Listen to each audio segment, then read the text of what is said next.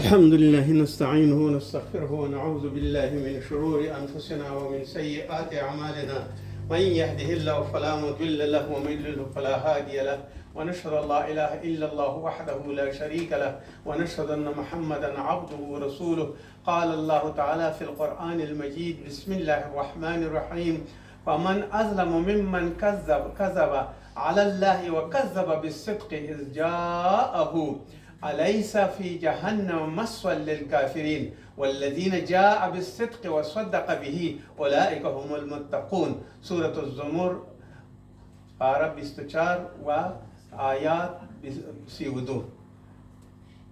وقال الرسول صلى الله عليه وسلم عن عبد الله رضي الله عنه عن النبي صلى الله عليه وسلم قال: إن الصدق يهدي إلى البر، وإن البر يهدي إلى الجنة، وإن الرجل لا يصدق حتى يكون صديقا، وإن الكذب يهدي إلى الفجور، وإن الفجور يهدي إلى النار، وإن الرجل لا يكذب حتى يكتب عند الله كذابا. رواه البخاري. أما بعد، بسم الله الرحمن الرحيم. برادران عزیز، برادران اسلام، الله جل جلاله در تمام سعادتهای دنیا و آخرت شما را بنازد. امروز درباره دو موضوع باز هم بحث میکنیم، مثلا صدق یا آن چیزی که راستی می باشد و آن چیزی که راستین می باشد، به صدق، و دوم آن چیزی که کذب می باشد و کذب آن چیزی است که دروغ است و یک چیزی شنی و منکر می باشد، و صدق یک چیزی دارای اجر و جزای نیک می باشد. فلهذا صدق و کذب محلش هر دویشان، با عبارت دیگر صدق و کذب هر دویشان محلشان یا آن چیزی که صدق و کذب با آن تکلم می شود زبان می باشد، و این زبان است که انسان را با قسمی از اقسام به نعمتهای الله جل جلاله می نوازد، و این لسان است که با قسمی از اقسام عذاب الله جل جلاله به الله جل جلاله آن را می نوازد، به خاطری که صدق یک انسان داشته باشد و راستگو می باشد، ولهذا بهترین جایگاهی در دنیا و در آخرت دارد. و آن کسانی که کذب می باشد، کاذب می باشد و دروغگوی می باشد، صادق و کاذب هر دویشان یکی دیگر ضد یا ضد یکی دیگر می باشد. ولهذا الله جل جلاله در قرآن عظیم الشان و رسول صلی الله علیه وسلم در این باره زیادت تاکید کرده و آیات ها و حدیث های زیاد در این آمده. آیاتی که من خواندم می فرماید الله جل جلاله: فمن ازلم، از آن کس ستمگار، ازلم زیادتر ستمگار کیست؟ ممن کذب، آن کسی که کذب میکند، علی الله، با الله دروغ میگوید. معنیش این است که با الله ند و دیگر شریک را پیدا میکند، و یا قسم دیگری که از خود بعضی چیزای را مطرح میکند که الله جل جلاله آن نفرموده. یعنی کذب علی الله این است، و کذب بالصدق، و دروغ میگوید به صدق.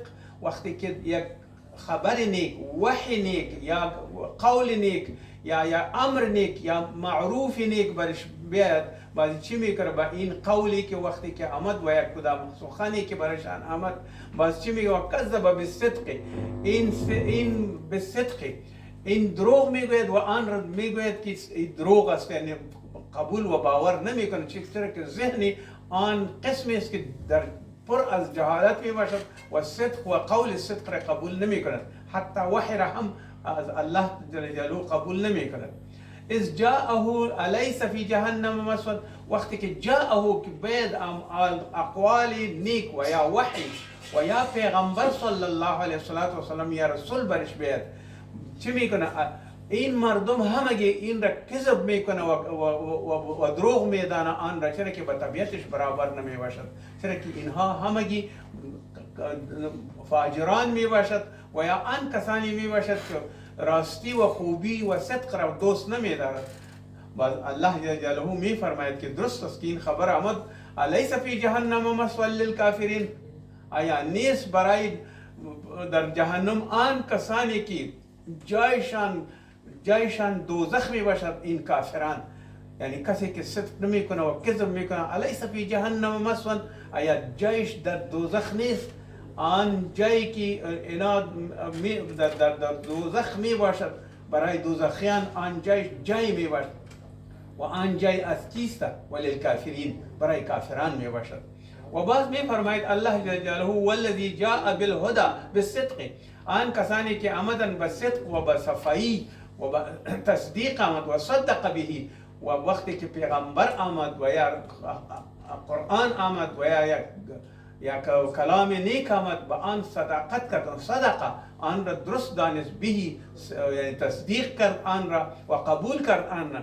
اینها کیستند؟ اولئک هم المتقون، آن کسانی است که الله پرهیزگارانی است که از الله میترسد.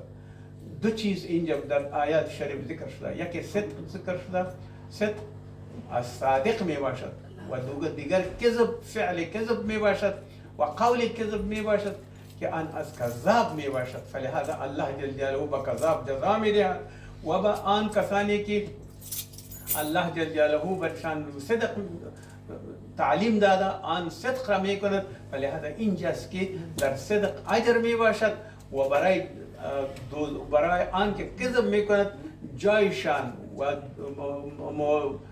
جایگاهشان مسوى للکافرین، آن جایی است که کافران در آن می باشد.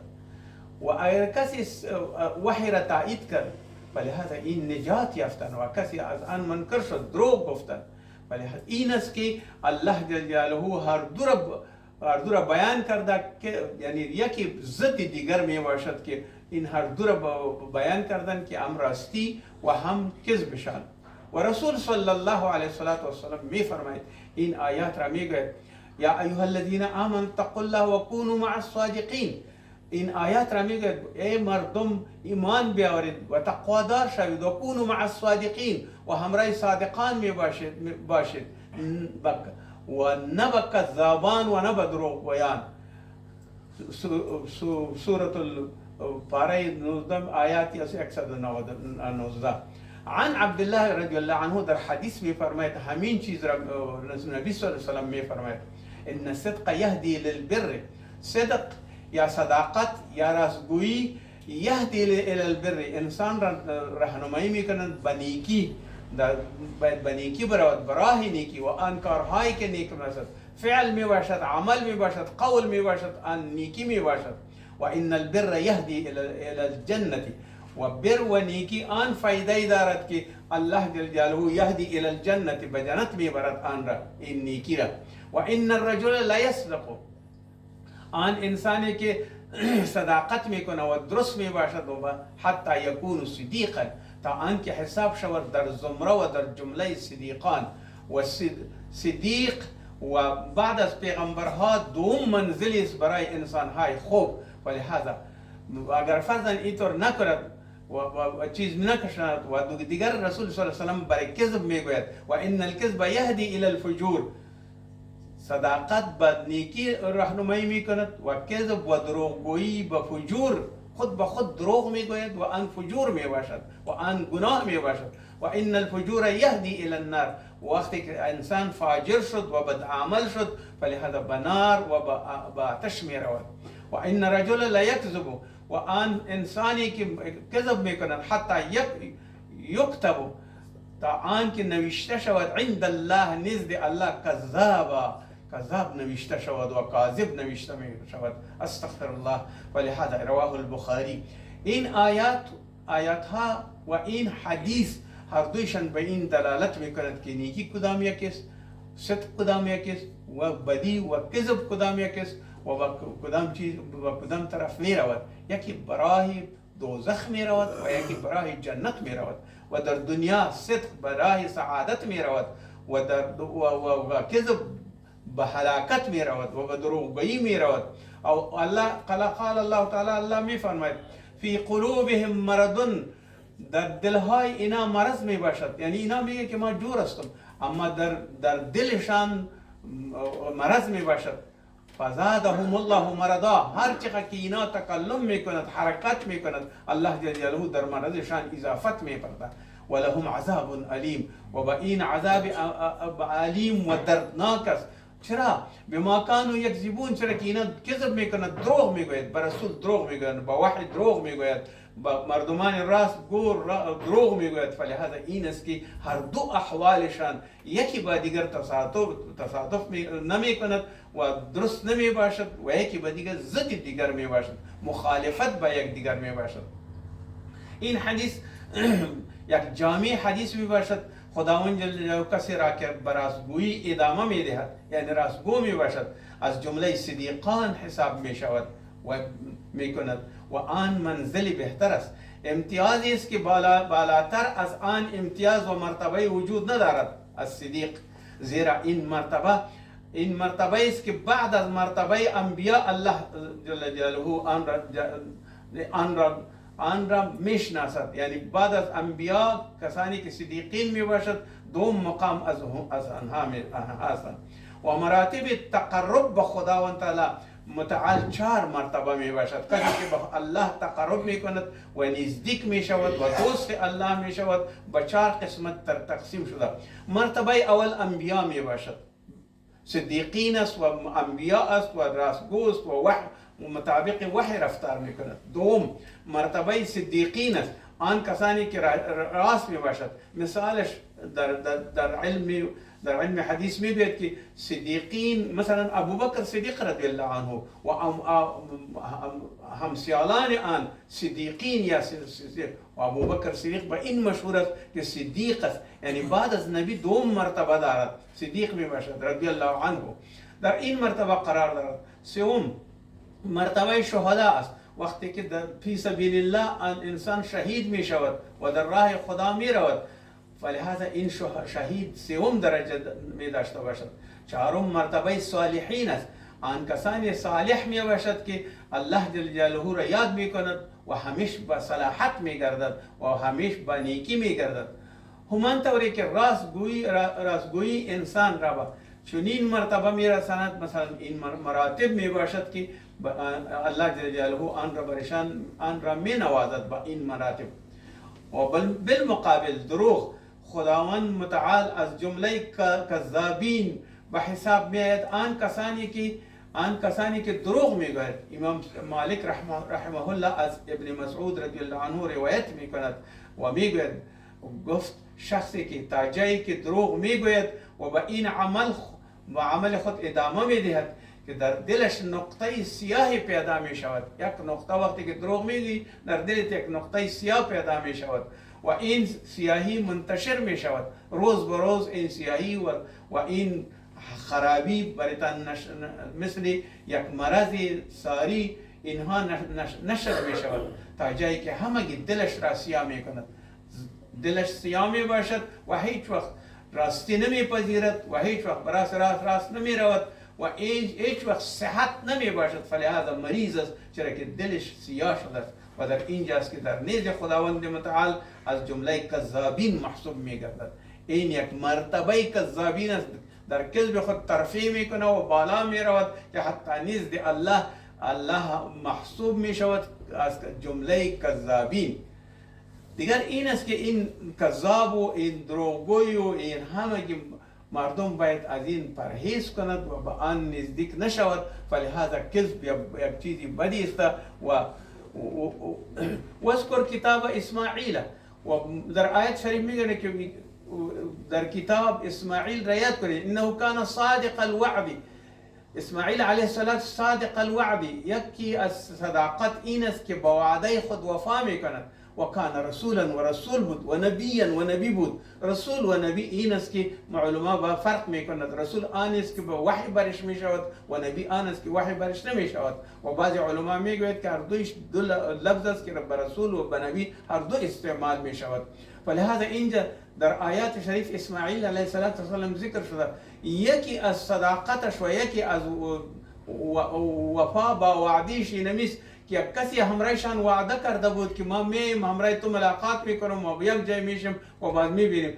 اسماعیل ذبیح الله 1 سال انتظار کشید که تا آن کسی که آمد برش، 1 سال با وعده خود وفا کرد. فلهذا القرآن عظیم شان آن را میده و کان رسول نبی رسول بود و کان صادق الوعد و در وعدی خود صادق بود. این از فایده قرآن عظیم شان در وحی و در صداقت و در کذب می باشد. و دیگر این است که عن ابي موسى رضي الله عنه روایت میکنه قال ليس احد او ليس شيء اصبر على اذى سمعه من الله انهم ليدعو له ولدا وانه ليعافيهم ويرزقهم. روایت میکنه ابو موسی اشعری رضی الله عنه از پیامبر صلی الله علیه وسلم روایت است که فرمودند هیچ کسی و یا هیچ چیزی در مقابل آزار و ناگواری که میشنود از خدا صابرتر هیچ کسی نیست. یعنی خدا صبر میکند و هضم میکند آن کارهای آنها را با آنها با وی مثلا با آنها چه صبر میکند الله جل نسبت میکند فرزندان را به خدا. میگوید که عیسی علیه السلام بچه خداوند جل جلاله یا برش میگه آزر مثلا نصارا میگن که عزیر بچه رسول الله ولد الله جل جلاله می باشد و مسیحیان میگوید که عیسی علیه السلام ولدی الله جل جلاله می باشد. فلهذا با الله جل جلاله نسبت زن میکند، نسبت اولاد میکند، از توحیدشان دور میشود. این است که الله جل جلاله صبر میکند با آن کسانی که ولو که با الله بگیرد همگی چیزا را امر او مثل کند مگر باز هم برش صبر میکند. وقال الله تعالی می فرماید وقال اتخذ الرحمن ولدا. اگر الله جل جلاله ولد یا بچه را بگیرد یعنی پسر خود یا کسی را انتخاب کند ان دعوا الرحمن ولدا و آن را به رحمان دعوت میکند یعنی نه یهود و نصارا میگوید و نسبت به این که به الله جل جلاله وقال اتخذ الرحمن ولدا میگوید که الله جل جلاله پسر دارد. کدام پسر؟ ان دعوا الرحمن ولدا با الله جل جلاله نسبت به ولد میکند و یهود و نصارا دروغ میگوید. این دروغ گوی هستند چرا که الله هیچ وقت نه همسر دارد و نه ولد دارد و مشرکان که الله جل جلاله میگوید که پسر و دختر دارد. مثلا ملائک دخترای الله جل جلاله میباشد و پسر عیسی علیه السلام میباشد. مثل انصارا که عیسی علیه السلام را پسر میداند و مثل یهود که عزیر رضی الله عنه را پسر خدا میداند. و الله جل جلاله برش میگوید همگی کفار آمدن و برش رسول الله صلی الله علیه وسلم عرض کردند عرف الله برای ما ربک تو رب خود را به ما معرفی کو که کیست است، کی تولد شده، از کی تولد شده، پسر داره نداره، زن داره نداره، کدام چیزی داره نداره. فلهذا رسول الله صلی الله علیه وسلم برش در جواب این وحی نازل شد قل هو الله احد. الله تعالی یکی است و هیچ چیز ضرورت نداره. الله الصمد و بسیار است و بلند است و از همه چیزا بلندتر می باشد. لم یلد ولم یولد، نه از کسی زایده شده و نه کسی از او زایده شده. ولم یکن له کفوا احد و هیچ کس کفو او نیست. در دنیا هیچ کسی پیدا نمی شود که کفو الله جل جلاله می باشد. سورت اخلاص ایرد در مقابل مشرکین که عیسی علیه السلام و یا عزیر علیه السلام را ابنا یا بچه های یا ولدای الله میدانستند و ملائک دخترای الله را میدانستند. فلهذا قل هو الله احد الله الصمد لم یلد ولم یولد ولم یکن له کفوا احد. این در توحید یا در چیزی که در عقیده انسان می باشد یک بهترین دلیل این 4 آیات می باشد که الله را معرفی می کنی. مثلا الله فورا کسی پرسان نسب چیست، از کجاستی، بچی کیستی چیز، اما الله جل جلاله از این همه چیزها مبرا می باشد. قل هو الله احد الله الصمد لم یلد ولم یولد ولم یکن له کفوا احد. فلهذا این سورت اخلاص نامیده به خاطری که در این اخلاص است. با الله جل جلاله اخلاص کن، با الله جل جلاله نیت تصاب کن، از شرک و مشرکین دور باش. و مشرکین که میگفتند برشان یا محمد انسب لنا ربک، برای ما نسب الله تبوگو که از کی پیدا شده و از کدام قبیله هستند. فلهذا این آیات ها برش نازل شدند که الله جل جلاله از این عن ابي هريره رضي الله عنه روايه كان ان رسول الله صلى الله عليه وسلم قال روايه كان رسول الله صلى الله عليه وسلم ليس الشديد بالسرعه ان پالوان نیست که ان یک دیگه پالوان را چپا کند و آن زور خود را نشان دهد، انما الشدید الذي بلکه پالوان آن کسی یملک النفس عند الغضب و پالوان و بهتر آن کسی است که در وقت غضب پالوان آن کسی است که در وقت غضب نفس خود را قوی بدارد و آن را کنترل کرده بتواند و غضب نکند. فلهذا الله جل جلاله مثلا عنه آدمی راوی روایت است ان رجلا قال للنبي صلى الله عليه وسلم برش گفت اوصانی برای من نصیحت کو یا رسول الله صلی الله علیه وسلم، قال لا تغضب و برشان گفتن که قهر نکو و غصه نکو و هیچ وقت پیشانی ترشی نکن. فردد مرارا باز از پیش پرسان کرد یا رسول الله صلی الله علیه وسلم به من نصیحت کن، باز برش لا تغضب غضب نکن و قهر نکن و به هیچ کس بازی را تکرار کرد قال لا تغضب، باز برش گفتن که هیچ غضب نکن و هیچ وقت ایره در دلت نبیار که غضب چی می باشد. فلهذا آن پالوانی که دیگر پالوان را می خوابند، آن پالوان نیست بلکه پالوان آن است که کظم الغیظ که بخورد غضب خود را. و این نمونی یک مسلمان است و پیامبر خدا صلی در هر بار می گفته که غضب مکن، مردم می گفتن غضب مکن به خاطری که غضب شخصیت انسان را خراب میکنه، انسان را کاکهتر و زیر سوال میارد. فلهذا آن چیزی که خوشی است، آن چیزی که خندرویی است و آنچه حوصله است و آنچه تواضع است و آنچه بلندی است، فلهذا در این است که هیچ وقت انسان غضب نشود و به غضب گرفتار نشود و باید غضب را هیچ وقت پیشی نگیرد. فلهذا این است که غضب باید نشود.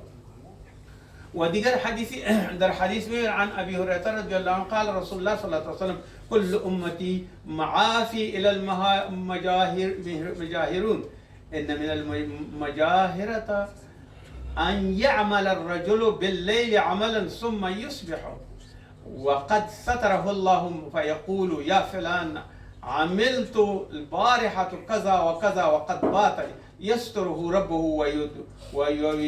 ويصبح يكشف صدره الله. انسان با خود چی معامله میکند؟ مثلا یک انسان است که الله جل جلاله آن کسانی که از حد میگذرد و مجاهر می باشد برشان الله جل جلاله پرده بالایشان ستر برایشان می اندازد و آن را رسوا نمی کند، مگر این خودشان می گوید که صبح می خیزد به مردم می گوید که من المجاهرتی این رسوایی خود را، این بدکارای خود را به مردم می گوید یا فلان عملتو امشب این عمل کردم البارحة در این شب کذا و کذا فلان بدی کردم و این چیزی بدعملی کردم و قد بات یستره ربه مگر الله جل آن را ستر می کند مگر خودشان ستر نمی کند و یصبح و یکشف ستره الله ستر الله عنه الله جل جلاله آن را ستر می کند مگر او یا فلان میگم دیشب من چنین و چنان کردم. خداوند الله جل جلاله با این که این رسوا نمی کند اما عیبش می پوشاند مگر خودشان پرده خدا را از خود دور می اندازد. ایره که الله جل جلاله با پرده کرده با حیا کرده ایره همگی دور می کند و از خود بعضی مسائل و از خود چیزی می گوید. این دو نفر که یکی نیکی میکند و الله جل جلاله برشان اجر میدهد درباره آنها چنین میگوید این کسانی که این کارها را میکنند این منافقین میباشد و از نفاق میباشد و الله جل جلاله قریب میشود هنوز از قرب الله استفاده نمیکنه و رحمت خدا را نمیشناسد و قبول نمیکند. الله جل جلاله میفرماید در قرآن عظیم شان ان تجتنبوا کبائر ما تنهون عنه اگر شما اجتناب کنید ای بنده های ما کبائر آن گناهایی که کلان گناه است مثلا قتل است زنا است دیگر مال مردم خوردن است و حرام و سود خوردن می باشد ربا می باشد از آن کارها را می که ما تنهون عنه نکفر عنکم اگر شما از این کارهای کبائر منع شدید و آن را نکردید، فلهذا الله جل جلاله عنکم، الله جل جلاله برایتان منع نمی کند این چیزی، و تکفر عنکم سیئاتکم، فلهذا آن چیزی که شما سیئات کردید آن را ما برایتان رحمت میکنم و آن را پوشیده میکنم، صغایرتان را، و یدخلکم مدخلا کریما، و داخلتان میکنم در یک جایی که جنت و در دنیا هم با رسوخ و با عزت. این سورت نساء اگر خود را از گناهان کبیره نگاه کردی، یعنی گناه کبیره نکردی، الله میگوید صغایر برایتان معاف میشود. خود رسوا مکن، خود در مردم اینطور نکن که ما فلان کار کردیم و افتخارم کردی که والله ما خب با افتخار این کارها را میکنم و لایق این کار هستم، یعنی مثلا ما توانایی دارم که باید بدی کنم، از بدی حظ میبرد. این بعضی مردمی هستند که خاصیت های غلط دارد. معنیش این نیست که این انسان مسلمان نیست و منافق می باشد و صدیق نمی باشد، فلهذا الله جل جلاله آن را خوب رسوا می کند. اگر فرضاً مسلمان باشد همه کبایرشان می بخشد. الله می فرد و یحلفون الکذب و هم یعملون، و بعض قسم ها می خورد و عمل می کند. سوره مجادله هم قسم ها می خورد و هم دروغ می گوید و هم مانند منافقان دعوی اسلام را میکند و این دروغگویشان و این دروغگویانشان الله به این میفهمد که این آدم دروغ میگوید. در اصل این آیت شخصیت ندارد، این انسان اصلیت ندارد، این انسان مسلمان نیست، این انسان منافق است و منافق همیشه در دوزخ می باشد و دوزخ آن چیزی است که الله جل جلاله با همه گناه ها آن را جور کرده است و بر علاوه الله جل جلاله یک خوب نصیحت برای انسان میکند. الله جل جلاله میفرماید پهلوان نیست که یک دیگر پهلوان را چپا کنی، بلکه غضب خود را هضم کن و از غضب خود تیر شو و آن را به رحمت بدل کن و از الله عفو بخواه، حتی به اولادتان هم غضب نکنید و یک قسمی به مصلحتی. مثل رسول صلی الله علیه و سلم وقتی که کسی را میدید که کار منکر میکردن، مردم سرش قهر میشدن، مگر رسول الله صلی الله علیه و سلم میگفتن این را بمانید و او را با آسانی برشان مثال های میگفتن و آن را نرم میکرد و دلش نرم میشد و بهتر به این میشد که بعد از این توبه میکشید و تائب میشد که بعد از این من کارهای غلط نمیکنم و همیشه صدق میکنم و از کسب خود نگاه میکنم. ولهذا یکی این است که صدق انسان سختی است و آن تو را به یک شخصیت بدل میکند، یک عزت برات میدهد و در صدیقین و متقین حساب میشوی. و دیگر کذب است و کذب آن چیزی است که تو را رسوا میکند و هیچ وقت الله معاف نمی کند و در فکرتان همین قسم میگردد، بالاخره انسان کذاب میشود و همه چیزایی که میگوید دروغ میگوید. و صدیق آن کسی است که همیشه صدق میکند، الله جل جلاله بالایشان رحمت میکند و باید ما شما با رحمت خدا نزدیک شویم، نه به کسی که به قهر خدا نزدیک شویم. ربنا اتمم لنا نورنا واغفر لنا انك على كل شيء قدير وصلى الله تعالى خير.